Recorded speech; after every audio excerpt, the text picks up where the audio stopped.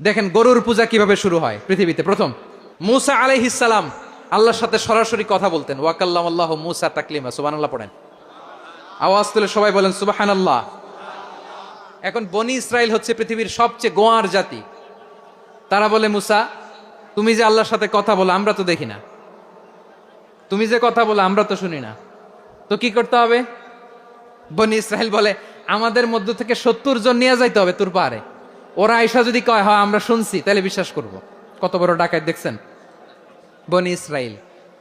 এদের চেয়ে গোয়ার জাতি নাই। এত গোয়ার তুমি করেছে মুসা আলাইহিস সালামের সাথে। তুমি যে আল্লাহর সাথে কথা বলো আমরা তো দেখি, কি করব? 70 জন আমাদের বন্ধু বান্ধব যে যদি দেখে তারা বললে ওকে আস, 70 জন আস। 70 জন নিয়ে গেল। মুসা আলাইহিস সালাম হারুন আলাইহিস সালামকে খেলাফা দিয়ে গেলেন, আল্লাহ ওনাকে নবী বানালেন। মুসা আলাইহিস সালাম বললেন, হারুন খবরদার, বনি ইসরায়েলের মধ্যে তাওহীদের বাণী প্রচার করবা, ঐক্য ধরে রাখবা, বিচ্ছিন্ন হতে দিবা না। চলে গেছে। এইদিকে বনি ইসরায়েলের এক দুষ্ট লোক ছিল, নাম সামিরি। কি নাম? সামিরি। সে সবাইরে বলল তোমাদের স্বর্ণগুলো ফালাও। স্বর্ণগুলো ফেললো, বনি ইসরায়েলের স্বর্ণগুলোকে গলিয়ে সে একটা গরুর বাচ্চা বানালো। গোবৎস। কিসের বাচ্চা? দেখেন গরুর পূজা কিভাবে শুরু হয় পৃথিবীতে প্রথম। গোবৎস পূজা, গরুর বাচ্চার পূজা কিভাবে। সে স্বর্ণ গলি গরুর বাচ্চা করে, জিব্রাইল আলাইহিস সালাম যে জামিনে এসেছিলেন, ওই ফেরেশতার পায়ের নিচের একটু মাটি সে বুদ্ধি করে প্যাকেটে রেখে দিছিল। সে গরুর বাচ্চা বানায় স্বর্ণ দিয়ে গলিয়ে ওই মাটি এটার মধ্যে ঢুকাই দিছে বেলকি দেওয়ার জন্য। স্বর্ণ দিয়ে বানানো গোবৎস গরুর বাচ্চার গায়ে যখন সেই মাটি ছুঁড়ে দেয়া হলো, এখন বাছুরের ভেতর থেকে ভ্যাঁ ভ্যাঁ আওয়াজ আসতেছে। কি আসতেছে? সবাই তো অবাক। সামিরি বলে, আরে তোমরা যে 70 জন দিয়ে মুসা আলাইহিস সালামরে পাঠাইছো ওইদিকে, এত ঘুরতেছে, আল্লাহরে খুঁজে পায় না, আল্লাহ তো এটার ভিতরে ঢুকছে। নাউজুবিল্লাহ বলবেন না?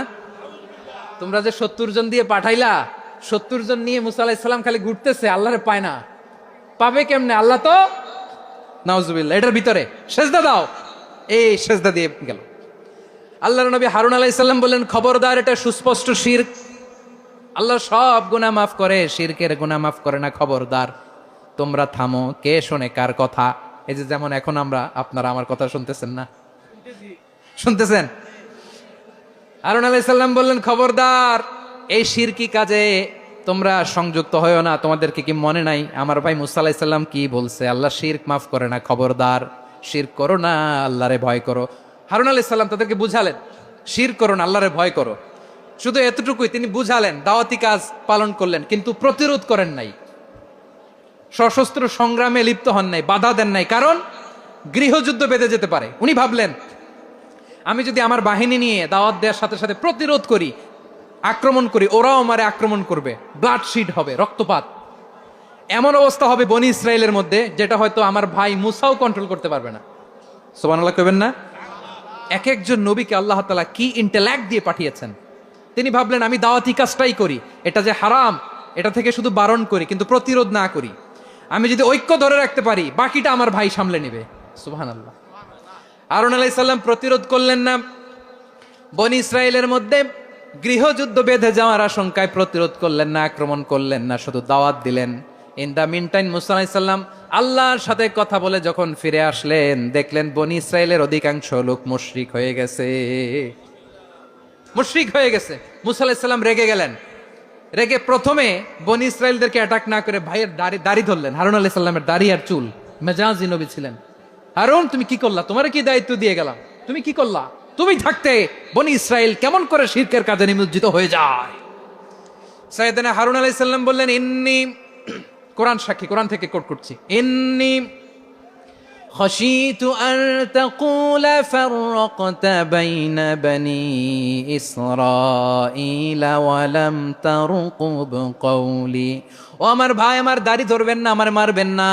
আমি ভয় করেছি, আমি ভয় পেয়েছি, না জানি আপনি বলেন তুমি কেন খাশীতু আন তাকুলা ফাররাকতা বাইনা বনি ইসরাঈল। আপনি এসে আমারে যদি বলেন তুমি কেন ঐক্য ধরে রাখলে না, কেন মারামারি হলো, কেন রক্তপাত হলো, তোমার কি এই দায়িত্ব আমি দিয়েছিলাম? আমার কথার দিকে কি তুমি ভ্রুক্ষেপ করো নাই? আমি যে বলছি তাওহীদের বাণী প্রচার করবা আর ঐক্য ধরে রাখবা, আমার কথা কি শোনো নাই? আপনি আমারে ধমকাবেন, এই জন্য আমি প্রতিরোধ করি নাই, আক্রমণ করি নাই, গৃহযুদ্ধ আটকানোর জন্য কিন্তু আমি দাওয়াত দিয়েছি। সুবহানাল্লাহ পড়েন। ঐক্য ধরে রেখেছেন। মুসা আলাইহিস সালাম মুহূর্তেই সামিরীকে আক্রমণ করলেন, অ্যাটাক করলেন, শাস্তি দিলেন।